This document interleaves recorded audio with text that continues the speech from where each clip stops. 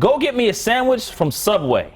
Say those words and you may trigger a disappointing business idea from this individual. A $70,000 franchise that could have made him a multi-millionaire in his 20s.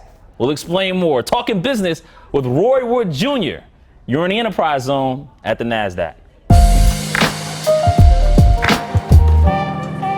Hello everyone, it's Jabari Young, senior writer at Forbes, and I am here at the Nasdaq, and I'm in the Enterprise Zone. I'm joined by Roy Wood Jr., comedian, all right, TV host, CNN. Have I got news for you? I mean, man, listen, I respect the hell out of your story from where you came from, man. Thank you so much for making the show. Let me ask you a question. Yeah. Why are you starting the interview with pain from when I was a teenager?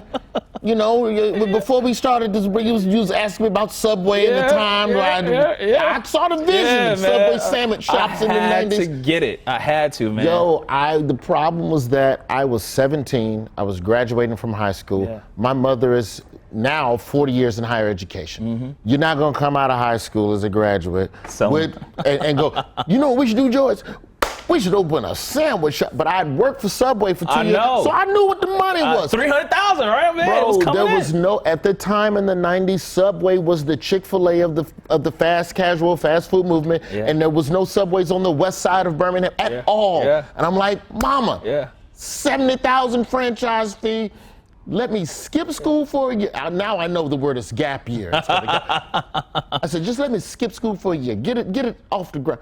She said, boy, you better go on down to Florida A&M, and that's what I did. It worked out okay. And then years later, she said, go get me a Subway sandwich, right? Oh, man. Anytime I come home, she'll go to the Subway. You mean the one around the corner that we could have owned, Joyce? I didn't say Joyce. I don't want to get popped in the mouth. Oh, man. Hey, I appreciate you making the trip, man, brother. Thank you so much, man. Thank you for chopping it up. Absolutely, man. Congratulations on the year so far, man. You got the new show, all right? Season 2, I believe. Yeah. Season 2, going into season 3 this fall. We're taking a break for the summer, you know, because CNN, I don't have to tell y'all, you know, the restructuring with Warner.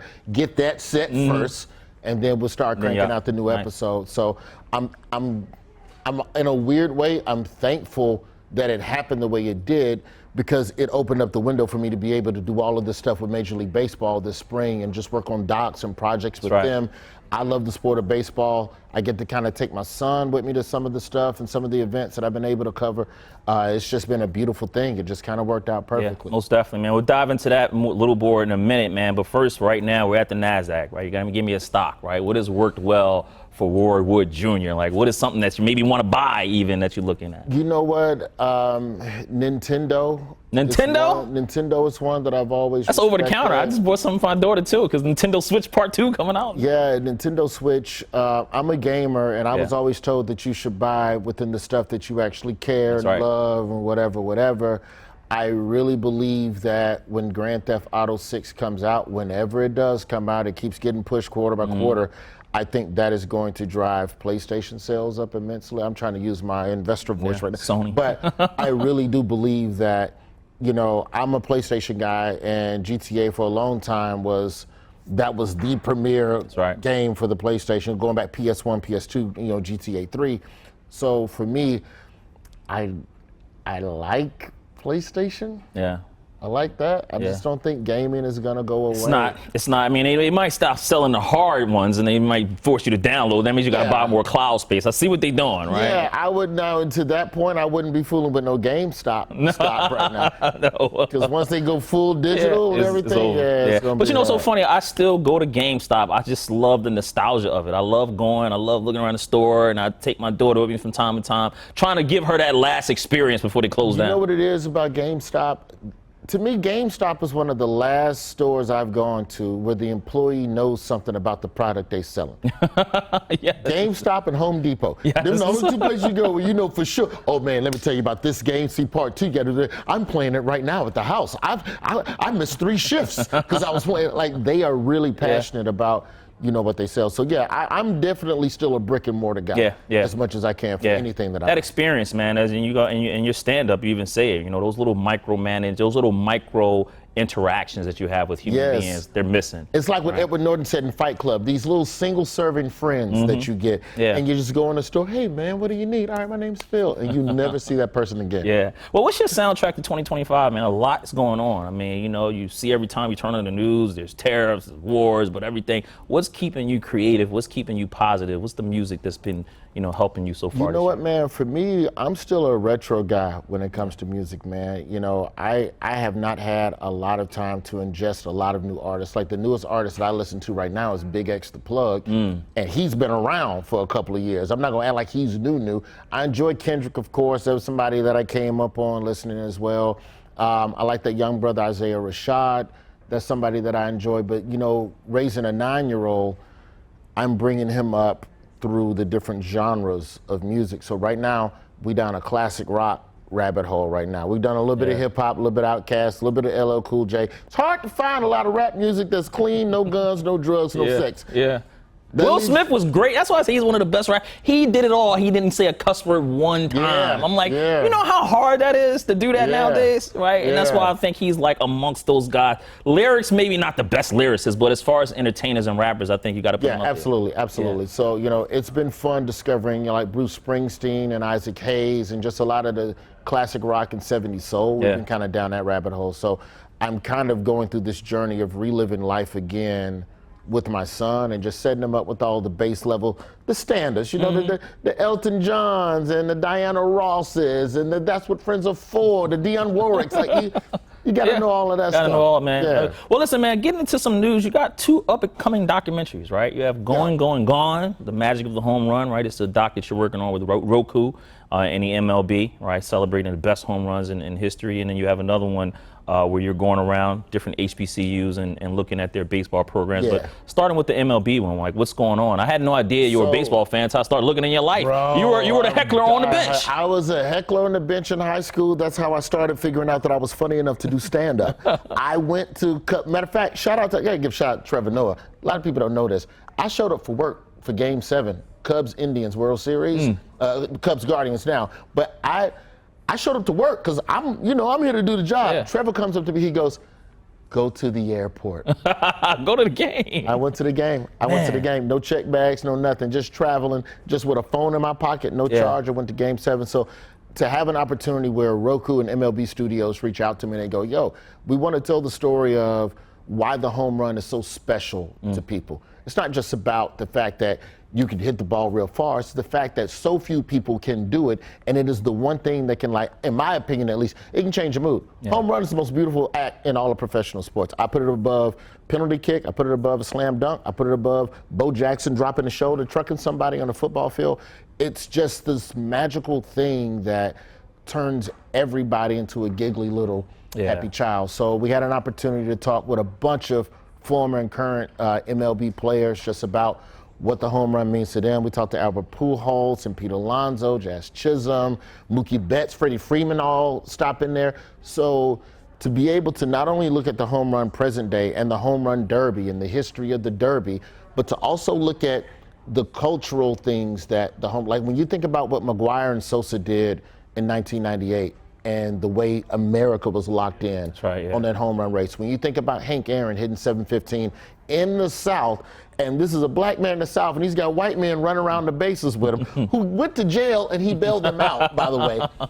So it's an opportunity to just explore one of the most beautiful games through the simple, most beautiful part of it. So even if you're not a diehard fan of baseball, you understand the home run. You understand the home run derby, and it was just, I mean, man, I'm on cloud 9. I don't know what your sport is, but... Man, I'm a big baseball fan. We had the commissioner, Rob Manfred, sitting right where you were sitting at. He was up and I was telling him last year I committed a sin and I missed probably my first baseball game in the summer in years because I just got so busy. And this year I'm like, I'm not missing it at all. I'm not missing the game. It's just something about baseball. I grew up on it, back at the time I tell people hard-hitting Mark Whitten when he played for the Philadelphia Phillies. That's right. That's my guy. With the Cardinals, man. Mark Whitten, that was my man. I just love his name. Hard hitting Mark Whitten. You know what? Because that's back when black dudes played baseball and they didn't smile. Mark Whitten was straight face. It was him, Dave Stewart. That's what made Ken Griffey so special. He just started smiling. It was like, oh, you can hit too? They're like, oh, we like Ken Griffey Jr. Wait, you can smile. Yeah. And now you got Mookie Betts. I was gonna say Mookie Betts is a smiler too, like that dude, especially on the bowling lane, right? Get him on the bowling lane and smiling, man. Yeah, but Mark Whitten hit that ball like it owed him money. Man, I mean, and so it's like you can't miss baseball in the summer. Like it's the longest games, and it's like the most comfortable sport to go watch. Hockey, you cold. Baseball, basketball, you got to try to beat the traffic, and football is just crazy. But what I really wish people would understand too about baseball is just how much the rule changes have put the games under 2.5 hours. It's fun, all them gripes was about them 3-hour long games, a bunch of pitching changes, all these talking at the mound, taking forever to throw a pitch. That's all gone. You can go to a baseball game and it can be shorter than half of these movies that y'all running to go see. That's right. Yeah. You know, I ain't hating on the movies. I like the movies. Right. But it's you know what's missing, man? A good baseball movie. What got me falling in love with baseball was The Sandlot. Like I tell people, like that's your movie. That's my movie, man. Ooh, I like The Sandlot, but Major League was my one. Even though you go back and watch Major League, and some of them players was not good at it. You can tell these was actors. It's weird watching it now because I'm watching Wesley Snipes and I know him as Nino Brown. It's like, wait, you were a baseball player too? Somebody else will have to check this fact, but supposedly Wesley Snipes, it was either could not swing a bat or could not throw a ball. I don't think he throws a ball in that film. And they're like, yeah, we don't like your mechanics. It doesn't look real. Which is why I give such a shout out to the producers of the movie 42, because to me, 42 was one of the most realistic representations of the mechanics of playing the game, because most of the players on the field were actual NCAA college players. That's right. Yeah. With the extras like on the field or whatever. Yeah. Like it's a beautiful sport, man. Is it your favorite sport? Yeah, absolutely. Baseball? I think baseball is life. It teaches you failure and how to forget about failure as you strive to be perfect, even though perfection in itself is a mirage. Yeah. But it's the idea of always trying. And I think that's what makes the home run so perfect, is that everything lines up perfectly in this moment. The velocity of the ball, the speed of the bat, the angle of the bat, the wind, the weather, the humidity, everything lines up and the ball is gone. And it's one of the most beautiful things you can see. Can't nobody else do it. Yeah, man. And well, you know, it's so funny. They bring fans out to throw out, throw a half-court shot. You get the scholarship. How many fans they bring down to hit the homer to get some money? That's man, good idea. If they put it on a little T joint, I think I could do it. You couldn't do it. I know. I saw the video with the HBCU, and you couldn't even do it either. Yeah, we didn't talk about that. Dude, the college doc is a totally different feel. Yeah. Like that thing is amazing because it's T-Mobile presents the Road to the Swingman Classic, and so Ken Griffey Jr.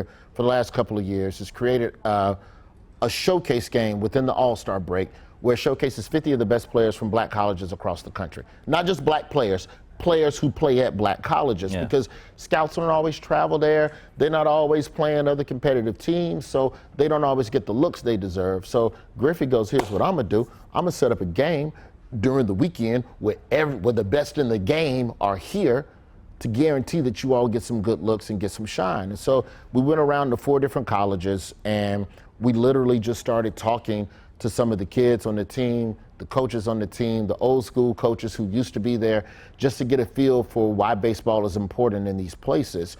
And it was an amazing time. And we split that up into a couple of little vignettes that are airing every week. They're on MLB Network, they're on MLB Digital as well. People can check those out. The first one was Texas Southern, which aired last week. I think this week is Grambling, and then we go to Southern University and then Alabama State. But we're doing one of those a week.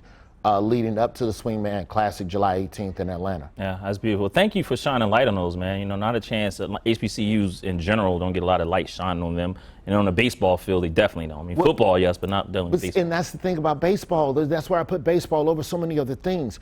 If the pitch is 95 miles an hour and you hit it, it does not matter who you play for. Yeah. You crush the ball. Now, because the rest of your teammates may not be as good as you, the scouts may not want to always come, because we want to see a collection of good players as best we can. So they tend to go to the bigger D1 schools. But there is a lot of great talent that has come out of historically black colleges that made it to the pros. So because of that, I think it's important for people to remember that and to know that, and also just see and celebrate the culture of baseball, you know, from top to bottom. Yeah. When you think about, man, and take me back right fast, I mean, when you think about your life as a whole, I don't know how often you get a chance to do this. They always say as you rise to take a moment to enjoy your success, right? You're born in New York, you know, spent time in Memphis, but raised mostly in Birmingham, Alabama, Yeah. right? And then, you know, your dad, right, Roy Wood Sr., gets a traffic ticket, identifies Darn Cornelius, which leads to the Soul Train, right? I would love to dive deeper in that story, but I mean, that's just a phenomenal story in itself. We're just a family of bad investments.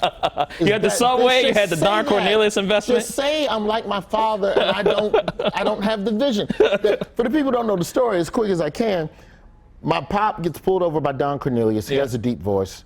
My dad goes, "You should come work at the radio station." And Don Cornelius does. He quits the police force, gets into media, becomes a reporter at WVON, where my father is news director. Yeah. And he developed Soul Train there. Starts with the TV stations down the hall. Don, what y'all doing there? TV, cool, I'm gonna do something. He goes around collecting money from people to shoot the pilot for Soul Train. My daddy was one of the people. Came time to pay my daddy back. Don Cornelius go, "Instead of paying you back, why don't I just make you a producer in Soul Train and you can eat for the rest of your life?" My daddy said, "Don't nobody want to watch black people dance for an hour. It's a terrible idea. You ain't Dick Clark. You better give me my money back." Yeah, I told my producer that story. He was like, "Oh my God." But here's the context you have to remember. Don Cornelius created Soul Train on the back half of the 60s, going into the 70s. The 60s was not a good decade for black folks. A lot of fighting, a lot of riots, couple of assassinations. So to have a man come up to my father, who was a civil rights journalist and covered some of the worst things that have happened to people of color in our history, for someone to come to my dad and go, "You know, it'd be cool, man, if we just dance on TV." Yeah. My dad was like, "No." It's hard to wrap your mind around. Yeah, No. it is. Yeah. We're in the middle of the struggle. But again, when I heard that story you said, I'm like, oh my God, his dad turned out an investment. I said the Subway and then the Don Cornelius. But again, I couldn't watch Subway growing up. I couldn't watch Soul Train growing up. and you couldn't eat Subway, right? You probably had, every time you had a Subway sandwich. I was like, man, we got to go to Quiznos. But when you think of your career as a whole, man, and think about everything that you did, I mean, you started in the comedian business at age 19, and in between that, you still graduate from FMU, right? Yeah, and then and then you go and Jamie Foxx, and then Comedy Central, and then the Daily Show. Like, when you look back right now, right, as you wait season 3 of Have I Got News for You, what's one word to describe your career? Grateful. Grateful. Why grateful? You know, I started in stand-up comedy, you know, as a road comic. My first 9 years of comedy was in Middle America, sleeping at truck stops, performing at dive bars. You know, it was a luxury to be able to be somewhere safe enough where you could sleep in your car. And when you're working comedy in that era, you open for a lot of different people. It's a lot different from starting in New York or LA, where you just with your tribe and y'all do the open mics together. When you're on the road, one week you're opening for somebody that's on the come up. You know, I opened for Tommy Davidson in '98. You know what Tommy Davidson was on the back half in Living Color and movies, and you know. And then the next week you're opening for someone who used to have it, but they don't no more. Or alcohol got them, drugs got them, some sort of addiction, a vice got them. So every week I had an opportunity to see what the future could be it good or bad based on the choices I make. And you lay that with just being prepared and just working hard. There are a million comedians funnier than me, just joke for joke. But when you look at being kind to other people and making the right decisions business-wise, those things are just as important. And I'm just grateful that I'm still able to be here and do this for a living. This is something I did to deal with depression, bro. I thought I got arrested for shoplifting at 18. Yeah, 19, still in jeans. Still in jeans. That it was Tommy Hilfiger on top of that. Don't nobody wear it. But in 98, it's coming back though. Okay. Oh, well, then I'll buy some stock. Tommy jeans owe me one. That's what I thought. Well, I'm going to jail, man. So let me just try these jokes. Ended up got probation, and been doing comedy ever since. And sometimes it takes falling off the edge a little bit and finding your bottom to find yourself. And everything that I've ever done has just been to get me to the next thing. I just wanted to be funny enough to get on Showtime at the Apollo, bro. That's all I wanted. And I got Apollo, almost got booed, but I met the booker there who was doing something else. And then that helped me get Comic View, which put me on Comedy Central's radar. And then I started doing Premium Blend. That got me Star Search with Arsenio Hall. Well, man, if I did Star Search, maybe I can try and do Letterman. Got Letterman, got Def Jam. Next thing you know, I'm on a sitcom on TBS for 3 seasons. Hit a patch after the sitcom, Sullivan and Son.